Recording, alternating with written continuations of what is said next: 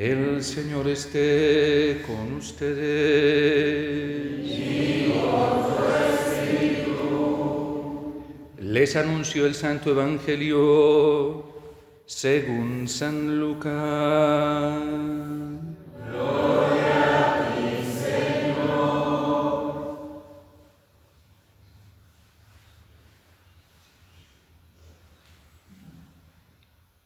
En aquel tiempo se levantó un maestro de la ley y preguntó a Jesús para ponerlo a prueba: Maestro, ¿qué tengo que hacer para poder conseguir la vida eterna? Jesús le dijo: ¿qué está escrito en la ley? ¿Qué ves en ella? Él le respondió: amarás al Señor tu Dios con todo tu corazón y con toda tu alma y con toda tu fuerza y con toda tu mente, y a tu prójimo como a ti mismo. Él le dijo: has respondido correctamente. Haz esto y tendrás la vida. Pero el maestro de la ley, queriendo justificarse, dijo a Jesús: ¿y quién es mi prójimo? Respondió Jesús diciendo: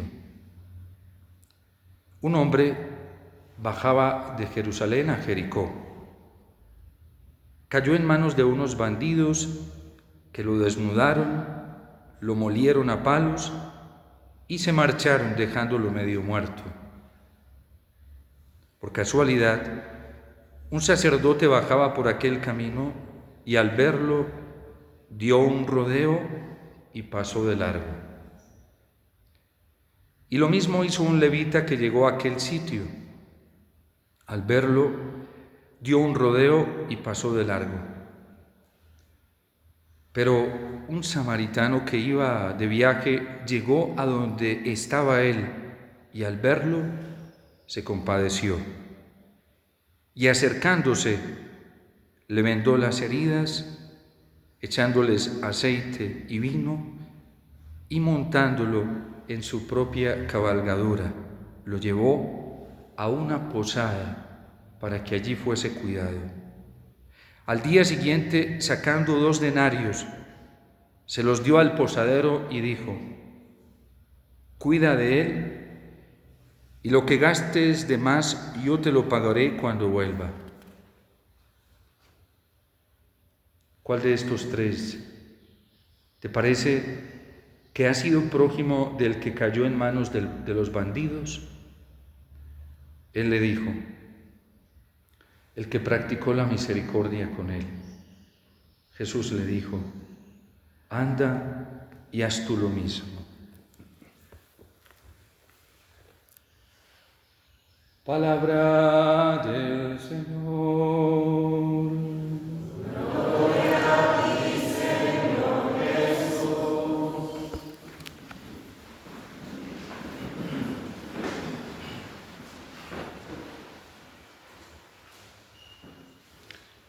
El Papa San Juan XXIII, de feliz memoria, ante una visión que él tuvo, una percepción del mundo y de la Iglesia en un momento muy dramático de la historia, donde había acabado de ocurrir la Segunda Guerra Mundial, tan solo a unos cuantos años de una Primera Guerra Mundial que también fue devastadora. Y viendo la humanidad entera envuelta por el dolor, envuelta por el sufrimiento, envuelta por la confusión, tratando de encontrar una salida que trajera la paz y la unidad de toda la humanidad, sin poder encontrar una salida y sin poder encontrar un camino, después de orarle mucho al Señor, sintió que él debía hacer lo mismo que habían hecho los apóstoles cuando en otro momento muy difícil de la Iglesia, que nos lo cuentan los Hechos de los Apóstoles, se reunieron con la Santísima Virgen María a orar en el cenáculo. Y fruto de esta oración, de este encuentro que tuvieron con la Virgen, vino un acto de amor muy grande del Padre Celestial y de parte de Jesús, y fue el don del Espíritu Santo, Pentecostés, que comenzó a traer mucha paz y alegría a los corazones de todos los hombres.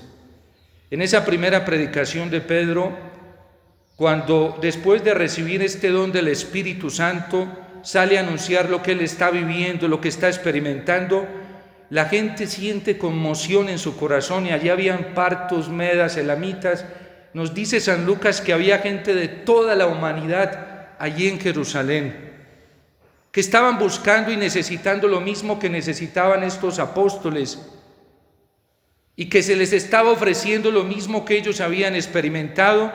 Y esta gente, dice San Lucas, más de 3,000 o 4,000, no recuerdo bien, o 5,000, recibieron el don del Espíritu Santo y le dijeron a Pedro: ¿qué tenemos que hacer para poder encontrar esta plenitud en el corazón? Y Pedro les dijo: crean en Jesús y háganse bautizar, conviértanse a Él, y que cada uno se haga bautizar en su nombre, y encontrarán lo que están necesitando experimentar en el corazón. Y la gente lo hizo, y el cristianismo comenzó a crecer, porque era un testimonio de alegría desbordante que nadie podía detener. En otro momento difícil, el Papa Juan XXIII miraba esto en la Sagrada Escritura. Otro momento muy difícil para la iglesia naciente, cuando se estaba dividiendo internamente, porque habían unos partidarios de unos apóstoles, otros de otros, y se valieron de eso instrumentalizando para crear división. Y la iglesia estaba sufriendo y no encontraba salida. Y nuevamente Pablo sube a Jerusalén, se reúnen nuevamente con los apóstoles y se ponen a orar. Y nuevamente reciben otra vez la gracia del Espíritu Santo, y viene el primer concilio. Concilio significa conciliaridad, unión. Nos pusimos de acuerdo, encontramos cómo vivir de acuerdo. Y vino el Espíritu Santo y los puso de acuerdo, enseñándoles que lo principal era vivir en la ley de Dios, era vivir en los mandamientos, y para eso era necesario centrarse en Jesús nuevamente. Y Juan XXIII dijo: voy a hacer lo mismo. Voy a reunir a todos los sucesores de los apóstoles y me los voy a traer aquí a Roma, como hicieron ellos cuando llegaron a Jerusalén, y se reunió a todos los obispos del mundo, y ese gran acontecimiento es lo que se llama el Concilio Vaticano II. Y reunidos todos los obispos allí, se dieron cuenta que el mundo estaba en un grave peligro, y que estaba con niveles de sufrimiento muy grande, y que habían muchos prejuicios en el corazón de los hombres, y que los hombres no nos estábamos entendiendo, no nos estábamos amando, incluso desde el mismo núcleo fundamental de la sociedad, que es la familia. Y entonces, cuando veían todo este drama, incluso el Concilio Vaticano II en la Gaudium et Spes describe esto de una manera muy elocuente, cuando dicen los obispos, sucesores de los apóstoles, que la humanidad está entrando en unos cambios muy dramáticos y muy acelerados, y que estos cambios están generando muchísimos desequilibrios en el corazón humano, y el hombre anda confundido en su interior porque no sabe quién es, y así está viviendo con sus propios hermanos, y también los está confundiendo, y nadie sabe quién es hoy. Y entonces dijeron los obispos allí reunidos, haciendo esto mismo que se hacía en los Hechos de los Apóstoles: ¿qué tenemos que hacer? Y se ponían a orar. Y nuevamente el concilio en Gaudium et Spes volvió y encontró la salida para este desequilibrio, y dijo: la salida es Jesús, que siempre derrama el Espíritu Santo para conducir a la iglesia, para orientarla. Y durante el contexto del concilio comenzaron a suceder cosas muy extraordinarias dentro de la iglesia y en el mundo. Incluso surgió un movimiento espiritual muy alto que se llamó la Renovación Carismática Católica, que fue esta era del Espíritu Santo, esta experiencia del Espíritu Santo que comenzó a transformar los corazones internamente, y lo que los obispos estaban pidiendo ya se estaba derramando en la humanidad, y la gente estaba encontrando la paz y la alegría en el corazón. De hecho, esta comunidad de los hijos y las hijas del Fiat tiene mucho que ver con ese brote floreciente del Espíritu Santo. Nuestra madre Alicia conoció estos fenómenos en San Francisco, en Estados Unidos, cuando ella comenzó a ver que algo nuevo estaba pasando en la iglesia y en el mundo. Y de hecho ella vivió esta experiencia y nos la comunicó a muchos de nosotros. Y hoy esta obra precisamente brota de ese gran impulso del Espíritu Santo. En Dios siempre hay salida. Y la inquietud de este escriba hoy ante Jesús es la inquietud del hombre actual. ¿Yo qué tengo que hacer para conseguir la vida? Porque es que andamos como zombies, como muertos. La gente anda desilusionada, llena de miedo, de pánico. La gente no tiene paz en el corazón. Y si cada ser humano no tiene paz en el corazón, la familia no tiene paz. Y si la familia no tiene paz en el corazón, los pueblos no tienen paz. Los barrios no tienen paz. Las naciones no tienen paz. El mundo no tiene paz. Y es un drama real que hoy estamos viviendo. Nuestros obispos constantemente se reúnen tratando de encontrar una salida, pero no estamos llegando al elemento fundamental que es reunirnos en torno a Jesús. Por lo menos este escriba tuvo la mejor, optó por la mejor salida, que fue preguntarle a Jesús. Fue donde Jesús y le dijo a él: ¿qué tengo que hacer para conseguir esta vida? El problema hoy nuestro es que no estamos para solucionar los problemas llegando a donde tenemos que llegar. Y es al Señor y a su palabra. Es el único que siempre tiene la salida para todo. Y le pregunta a Jesús qué tengo que hacer, y Jesús es muy claro. ¿Qué dice la Biblia? Eso es lo que le está diciendo. Y si hoy a nosotros nos pregunta el Señor qué dice la Biblia, sabemos qué dice.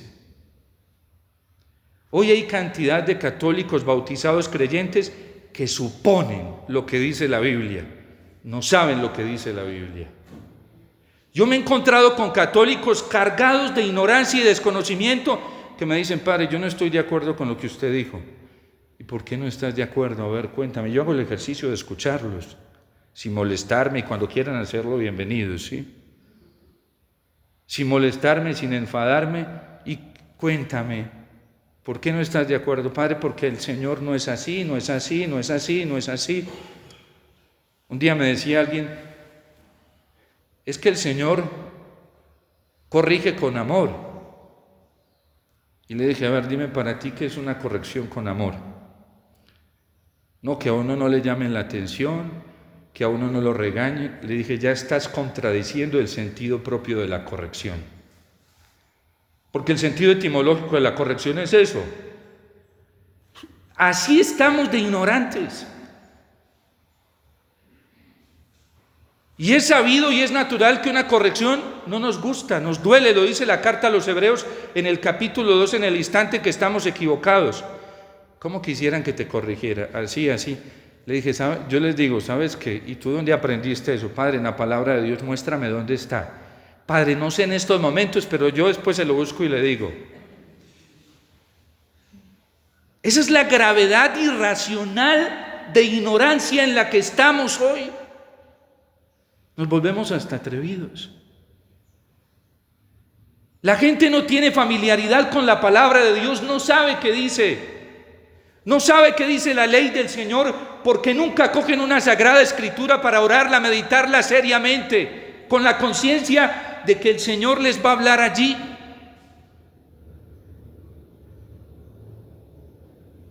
Y la gente se siente ofendida porque uno les dice esto.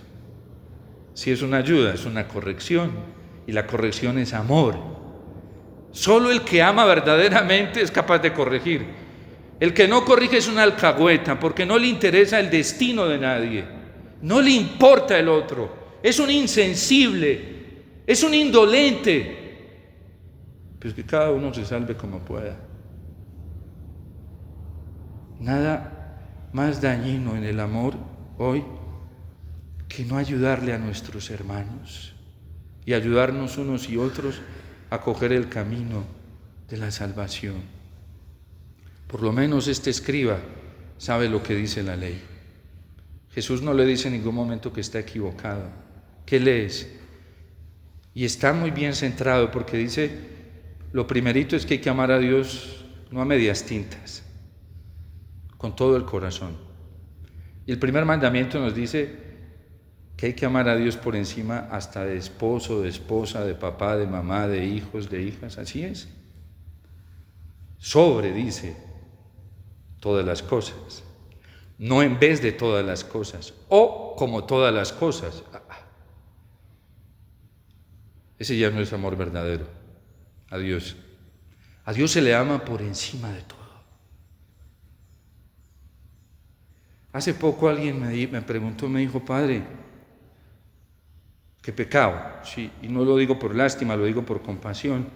La persona llegó afectada y me dice, padre, ustedes no están muy tristes por la partida del hermano Jason. Y yo le dije, ¿por qué? Pues padre, pues es que de todas maneras, él tan especial, todo lo que él vivió, su testimonio, y dije, pues ese es el motivo más grande para no estar triste. Él fue a donde tenía que ir, a donde se fue, a los brazos del Padre. Yo deseaba eso para él. El día de la exequias yo estaba pleno, conmovido y pleno, porque dije, Señor, salió de ti y vuelve a ti, que es lo más importante. Y él lo deseaba. Aquí, nosotros sin saber, segundos antes de entrar a la Eucaristía, llega un hermano corriendo, Padre, mire lo que me encontré. Y entonces, ¿qué es eso, Padre? Estaba en la habitación del hermano Jason. A ver, muéstrame, abre una hojita, comienza a leerme y fue la oración que leímos acá. Unos segundos antes, ¿qué manifestó él? Que deseaba encontrarse con Dios. ¿Cómo somos de egoístas a veces y retenemos a las personas? Porque no amamos al prójimo como a nosotros mismos. Y si lo amamos como nosotros mismos, es que nos amamos desordenadamente a nosotros mismos y así amamos desordenadamente a los demás. Y eso no es amor. Porque un amor fundado en el egoísmo, en el individualismo, no es amor. Yo quiero que mi papá llegue al cielo y sé que para que llegue al cielo le tiene que morir. Y ahora estoy feliz porque científicamente está más cerca de ese momento que yo. Y yo se lo digo, papá, tú te me adelantaste, por lo menos científicamente. Tiene un cáncer con metástasis, ya le hizo metástasis en los huesos. Antier fui a visitarlo, casi no me queda tiempo. La gente me pregunta, ¿cómo está? Y le dije, pues bien. Ay, padre, ¿y cuándo habló con él? Y yo, no, pues por ahí hace 2 meses. ¿Y usted no lo llama? Y yo, ¿para qué? Si yo sé que está en el Señor, está bien. Y voy y me lo encontré más bien de lo que yo me lo imagino. Y entonces se sentó y le dije, pa, ¿cómo estás, mijito? Muy bien. Esta semana me pusieron una inyección y me maluqueó y me dio vómito y todo. Y yo, pues, pa, eso es normal. Sí, mijito, hay que darle gracias a Dios por todo. Esto es un regalo. ¿Quién dice eso? ¿Quién tiene el Espíritu Santo en su corazón? Y no le tiene miedo a la muerte. Ahorita está más entusiasmado que antes. ¿Sí? Porque es que él tiene que llegar al Padre, de donde salió, a donde pertenece, que es el amor de Dios. ¿Quién puede vivir más feliz que quien está en el amor de Dios Padre? Por eso el Señor nos pide amarlo con todo el corazón, porque Él es nuestra plenitud. En fin, este hombre conoce muy bien lo que dice la Sagrada Escritura. Y por eso el Deuteronomio, esto lo conocía él, dice, no te excuses. Que esta posibilidad de amar a Dios con todo el corazón, con toda el alma, con toda la mente y con todo el ser, no está lejos para que digas que está inalcanzable. No está al otro lado, ni al otro lado arriba. Está cerca de ti, está en tu corazón. Antier, allá donde nosotros los hermanos, yo celebro la misa a las 6 de la mañana, y una mamá llega con 3 chiquitos, uno de 11, otro de 6, 5, 6 años, va a cumplir los 6, y el más chiquitico de 2 años. Al chiquitico desde recién nacido lo trae siempre. y los levanta a las 4 de la mañana para poderlos traer a las 6. Entonces, los más grandecitos tienen un pleito conmigo porque dice, yo los veo a veces que se duermen, yo comprendo, pero por molestarlos, les digo, te me dormiste en la misa. Ay, padre, es que usted celebra muy largo. Y entonces llega la de 11 años y dice, y esas homilías son muy largas. Y entonces le digo yo, o sea, que a ti no te sirven tanto las homilías.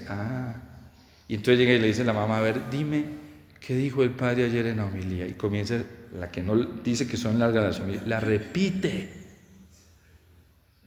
Los niños tienen algo sobrenatural, misterioso que uno no comprende. Ella en su psicología chiquitica de niña es normal que una homilía, hasta a veces de 50 minutos que le toca aguantarse, pues se duerma, pero ya se les queda. Y el chiquitico de 2 años, entonces me fui yo a hacer las laudes. Él siempre, a veces le tiene una sotanita y se me sube a colitar, y yo a veces creo que son los papás los que le enseñan a colitar. Entonces esta semana le dije a la mamá, mira, hay que enseñarle un poquito mejor, lo hace bien, hace una cantidad de cosas, pero hay otras que no las debe hacer. Mi padre, es que yo no le he enseñado. Y le dije, entonces, ¿dónde hace todos esos movimientos? Porque se sube conmigo, hace todo lo que yo hago. Entonces yo le dije, hay que enseñarle a hacer, que no haga lo que hace el sacerdote. Hay unas cosas, pues es un chiquitico de 2 años. Yo me pongo a predicar, yo no lo miro porque me puedo distraer, y yo lo veo allá, veo los reflejos moviendo las manos, y se para ahí al lado, ¿sí? Y entonces, esta semana me fui a hacer laudes y él me vio en el confesionario. Entonces estaba haciendo mis laudes cuando llega y me dice, quiero rezar contigo. Él a veces se me hace al lado, ¿sí? Y yo le cargo un librito en el bolsillo, ese día no lo tenía, se lo paso y él lo abre y comienza a repetir lo que escucha allá, ¿sí? Y él cree que todo eso lo dice ahí. A veces hasta me dice, aquí no dice eso. Entonces yo le paso otra vez. Y entonces se me sentó ahí al frente y me dice, espérame, yo traigo mi libro. Entonces se fue a buscar y trae uno de Minutos de Amor y dice, este me lo regaló un hermano. Entonces, bueno, vamos a hacer laudes. Entonces yo comencé en voz alta a hacer las laudes y él iba repitiendo allá.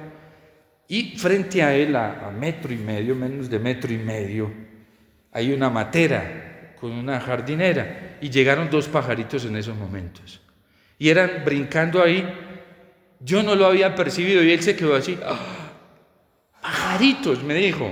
Y entonces ahí se me pararon mis laudes, ¿sí? Cuando miro yo los pajaritos ahí brincando y él estaba emocionado y le dije, ¿por qué están esos pajaritos ahí? Me dijo, porque Jesús está aquí. Y entonces yo lo miré, me dejé llevar del diálogo ahí, me envolví. Ya ni laudes ni nadie, entonces le dije, ¿y dónde está Jesús? Y él me miró y su mirada traía como que, no sabe dónde está, como diciéndome a mí, no me lo dijo con sus palabras.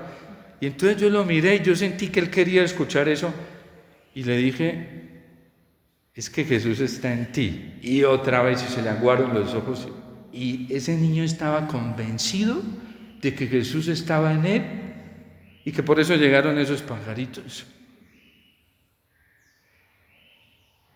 ¿Cuántos de nosotros tenemos ese convencimiento? Eso es teología pura, pura, pura, porque eso es verdad. Cuando el hombre fue creado a imagen y semejanza de Dios, comenzamos a hacer la habitación de Dios.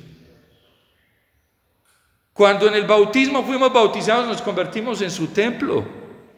Tanto que David quiso construirle un templo a Dios y Dios le dijo, usted no me va a construir un templo porque usted nunca va a ser capaz de construirme una casa a mi medida. Eso lo voy a hacer yo. Y nosotros somos la morada de Dios. ¿Qué hace el pecado? El pecado opaca esa verdad que hay en nosotros. Y cuando uno no se siente creado a imagen y semejanza de Dios, y uno no se experimenta hijo de Dios, templo de Él, uno no se ama. ¿Y cómo se trata uno? De ahí que la gente, ¿cómo trata su cuerpo? Pecando. Se vuelve nada. Porque no son conscientes de la grandeza que hay en ellos, del prodigio que cada uno de nosotros hoy.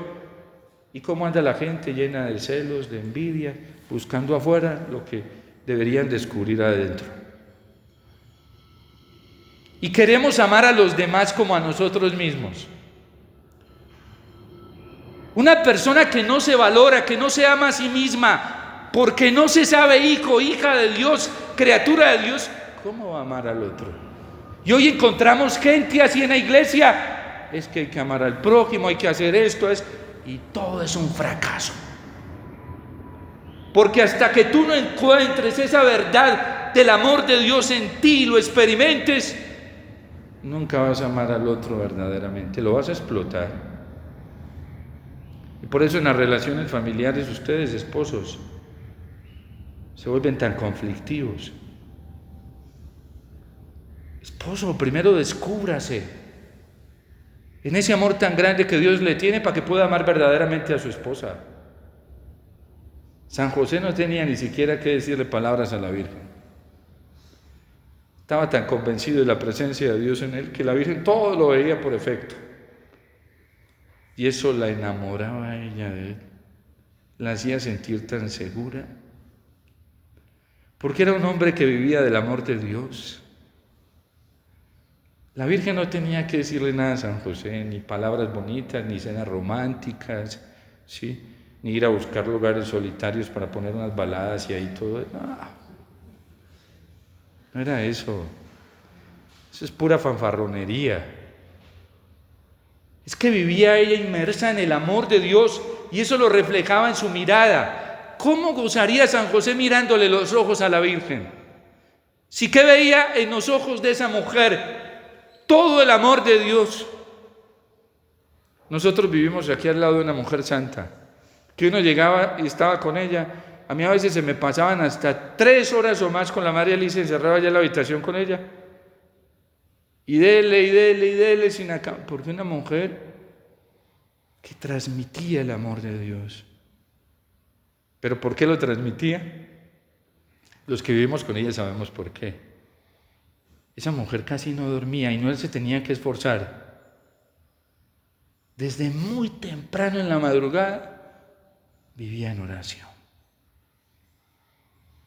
Yo lo sé porque a veces me decía, ay, mijito, imagínese que esta madrugada, tal y tal hora, me desperté sintiendo esto.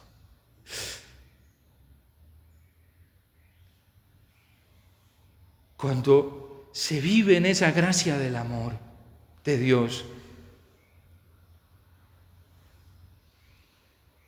¿Y cuál es el problema nuestro? ¿Para qué es la ley? ¿Para qué son los profetas? ¿Para qué es la palabra de Dios? Para que nosotros nos descubramos como verdaderamente somos, como verdaderamente Dios nos creó, como verdaderamente Dios nos quiso. Hoy el Salmo, es bellísimo el Salmo 68, y repetíamos entre estribillo y estribillo un llamado que Dios nos hace humildes. Busquen al Señor y revivirá vuestro corazón. ¿Qué vemos hoy en el salmista? Un hombre que puso su mirada en Dios para solucionar todos sus problemas de enfermedad, de dolor, de angustia, todos esos dramas que vive el hombre en su interior. ¿Y qué está haciendo el salmista? Dice, mi oración se dirige a ti, Señor, para que tú me escuches el día de tu favor. Ay, esposos, si ustedes fueran hombres de oración, cuánto bien le harían esas esposas, porque las van a convertir en Marías. Mejor es que la Virgen no va a haber nadie, sí. Y es que ya ahí nos deleitamos viéndola a ella, sí. Y son ustedes, varones, los que tienen que tomar la primacía. ¿Saben San José cómo solucionaba todos los dramas? Se iba y le preguntaba a la Virgen, venga, mi amor, venga, estoy viviendo a esto. Yo no sé cómo solucionarlo, ayúdeme. Eso no hacía San José. ¿Qué hacía San José? Le oraba al Padre, a Dios. Eso sí, así solucionaba. Y Dios le hablaba bien clarito y le dice, José, toma a María y llévatela contigo. Y él obedecía. Y todo le salía perfecto. Y a la Virgen le daba una seguridad, porque la Virgen decía, lo que este hombre me indique viene de Dios. Porque sabía que era un hombre de oración. Mi oración se dirige a ti, Ustedes hacen muchos retiros de sanación. Hay muchos que llevan ya una lista de retiros y ya encontraron esto, ya llegaron a esta parte fundamental. Vuélvase en hombres de oración para que vean. Verás cómo todo les funciona. Y van a tener esas esposas, mejor dicho, como la Virgen, así, como una sedita. Padre, es que es muy desobediente y yo por eso no me entiendo con ella. Si tú eres obediente primero a Dios, esa mujer te va a seguir. Ni siquiera tendrás que hablarle. La inseguridad más grande que ustedes le dan a sus esposas, esposos, es no ser seguros ustedes en Dios. Las enferman. Y lo mismo a sus hijos. Un hombre, un varón que sabe a dónde tiene que ir y para qué es la vida, que es para vivirla para Dios con toda la mente, con toda el alma, con todo el corazón, no se enreda ni enreda a nadie. Porque está tan claro que la gente sabe que se la tiene bien clara y sabe para dónde va. Yo no me voy a ir a preguntarle a los sacerdotes cómo debo vivir mi sacerdocio. Además que yo sé que muchos de mis pobres hermanos sacerdotes están enfermos. Enfermos, no encuentran el camino. Yo tengo un sumo sacerdote, el primero. Hoy lo dice la carta a los Colosenses, que Cristo es el primogénito en toda la creación. Yo me vengo donde Jesús. Para mí la Eucaristía es... Yo siempre lo miro y le digo, Jesús, mira, estoy en esta encrucijada, ayúdame. Es porque solamente tú conoces el camino. Y algunos me dicen, no, es que el Padre Omar es muy soberbio. Si fuera más humilde, si soy soberbio porque me pego del Señor y solamente de Él, pues bendito sea Dios, ¿sí? ¿Yo para qué voy a decirle a una persona que está en la clínica, en UCI, que no se puede ni levantar ni mover los brazos, a decirle, mira, estoy postrado, ayúdame a levantar, y me pongo a llorarle allá y ni siquiera me escucha? En la iglesia todos estamos enfermos. ¿Y saben a qué vino Jesús? Miren la parábola de hoy. ¿Quién es este hombre que está caído, aporreado, maltratado? Cada uno de nosotros. ¿Y saben de dónde venía? Venía de Jerusalén. ¿Qué estaba haciendo? Como el salmista, estaba buscando a Dios y lo engañaron. Porque a veces cuando estamos buscando a Dios, si nosotros no ponemos nuestra mirada fija en Jesús, en la palabra de Dios, nos apalean. Padre, yo que me fié de este sacerdote, me fié de este instrumento, en internet estaba escuchando estas cosas, hice estos ayunos, eso es lo que escucha uno de la gente hoy. Padre, y estoy más mal que antes. Hice estas prácticas, hice esto, y fui a retiros allí, y todavía nada que salga de este problema, Padre. ¿Saben por qué? Porque no hacemos lo del salmista, buscar a Dios con todo nuestro corazón. Y este hombre, aunque de manera quizás dispersa buscaba a Dios, fue a Jerusalén, venía de Jerusalén. ¿A qué iban a Jerusalén? A buscar a Dios. Y este hombre viene bajando y lo apalean. ¿Saben quiénes lo apalearon? Los mismos que le enseñaban errores de la fe. Lo dejaron medio muerto. Y viene un samaritano, el buen samaritano es Jesús. Ahorita lo vamos a escuchar en el prefacio. Viene Jesús y lo ve. Y sabe que venía de Jerusalén. Se acerca. Lo limpia con aceite y vino. ¿Saben qué significa eso? 2 sacramentos. El vino es el de la Eucaristía. Y saben, el sacramento del aceite son en realidad 3, 4 sacramentos que son los que tienen que ver con el aceite. Por eso la misa crismal para nosotros es tan significativa. Sacramento del orden, sacramento del bautismo, sacramento de la confirmación y el sacramento de la unción de los enfermos. No crean que estoy reforzando el texto bíblico y la tradición, eso es así. Nuestra iglesia es una iglesia que a través de los sacramentos nos muestra a Jesús, y Jesús lo limpia, le limpia sus heridas, y este hombre ya comienza a sentir alivio. Luego, ¿qué hace Jesús? Se lo monta en su propia cabalgadura. ¿Saben qué es la propia cabalgadura? Echárselo encima. Lo cargó. Jesús, a todos los que estamos buscando a Dios, nos carga en sí mismo. Y luego nos lleva por un camino, el camino adecuado a la posada adecuada. No nos lleva a cualquier otro lugar, nos trae a la iglesia. Y aquí le dice al Papa y a los ministros y a todos nosotros, cuídalo. Cuídalo. Aquí te pago y si con esto se te acaba, yo a mi vuelta te daré más.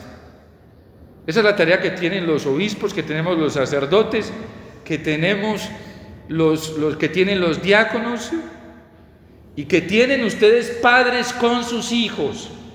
Ustedes no tienen que estar inventándose misiones, ni tareas, ni retiros, ni nada de eso.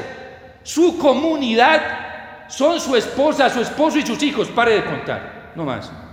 Dejen de estar, padres, que uno necesita vida comunitaria. La mejor vida comunitaria que se inventó la Trinidad es la familia. Los demás son parentescos. Ustedes saben cuál es el principio. Este es un principio secular de sociedad. Para que haya sociedad y haya relación social, solo se necesitan dos personas. ¿Ya? Uno puede vivir en una selva sin gente toda su vida y se relaciona con Dios. Dios es persona. En tres, sí, que es Padre, Hijo y Espíritu. Ya uno está haciendo ahí un constitutivo de vida social, la mejor de todas. Esos parentescos hoy que andan, esas doctrinas dañinas que distorsionan a la gente. Ustedes saben cómo nos lo mostró el Evangelio, sencillo. ¿Qué nos dijo Dios para decirnos que era una verdadera comunidad? Escogió una mujer llamada María, escogió un hombre llamado José, vino él como hijo, y ahí estaba una sociedad. Ahí estaba la iglesia doméstica, estaba después de la comunidad más perfecta que es la Trinidad, estaba en esta tierra una comunidad la más perfecta de esta tierra, que es la Sagrada Familia. Y los laicos son con el cuento, padre, es que uno necesita vida comunitaria. ¿Tú eres casado? Sí. Entonces ya no busques más en otro lado lo que ya tienes, está cerca de ti, como dice el libro del Deuteronomio. Padre, es que hay que evangelizar y ¿tienes hijos? Sí, ahí tienes ya la misión evangelizadora. Y te dice el Señor, cuídamelos, porque los hijos son un don de Dios, cuídamelos. Y aquí te doy con que me los cuides. Y si te falta algo, si te quedo debiendo algo a mi vuelta, te lo pagaré. No nos dejemos enredar la vida. Este hombre malherido es un hombre que se dejó enredar por su propia responsabilidad también. Pero un día Dios vino en su auxilio mandando a Jesús y le mostró por dónde era y qué era lo que había que hacer. Esta parábola es maravillosa, la palabra de Dios es tan estupenda. A mí me dicen, padre, usted lee muchos libros para entender eso. Yo les digo, me leo uno, que se llama el Espíritu Santo. Ese lo sabe todo, ¿sí? Yo no conocí una mejor biblioteca de teología, de verdad, que el Espíritu Santo. Yo ni siquiera me pongo... Yo hago mi meditación todos los días, eso sí hago con la palabra de Dios, pero ni siquiera me pongo a pensar, ahorita voy a predicar, ¿qué voy a decir? Para mí eso es una tentación. Termina el Evangelio y digo, bueno, Espíritu Santo, a ver, lo primero que soples. Y eso es como un servietero, eso es uno saca una y queda la otra ahí, y podría seguir, ¿sí? Pero eso es una gracia que Dios nos dio a todos. El problema es que cerca de ti está la palabra en tu corazón, créela. Hoy está el Señor aquí con nosotros y está el buen samaritano aquí. ¿Y para quién es ese buen samaritano? Para todo el que se siente enfermo y se cree enfermo. Los que se sienten muy aliviados, pobrecitos. ¿Saben cómo van a quedar los que se sienten aliviados? Como el levita, el fariseo y el sacerdote. Jesús vino a curar todo lo que estaba enfermo, a los aliviados. Que la Virgen, San José, que vivieron en esta plenitud del amor de Dios, intercedan por nosotros para que se nos abran los ojos verdaderamente y descubramos la luz maravillosa del amor de Dios que siempre, siempre se está derramando. siempre, para auxiliarnos, para vendarnos, para curarnos, para montarnos en su propia cabalgaruda, mantenernos en una posada segura donde nada nos va a faltar, que es la iglesia con los sacramentos. Por eso, démosle gracias al Señor por tanto amor que nos tiene y porque Él es un papá solícito, siempre nos está proveyendo de todo lo que necesitamos. Por eso dice el salmista, decíamos con el Salmo, humildes, busquen al Señor y revivirá su corazón. Dios te salve María, llena eres de gracia, el Señor es contigo, bendita tú eres entre todas las mujeres y bendito es el fruto de tu vientre, Jesús.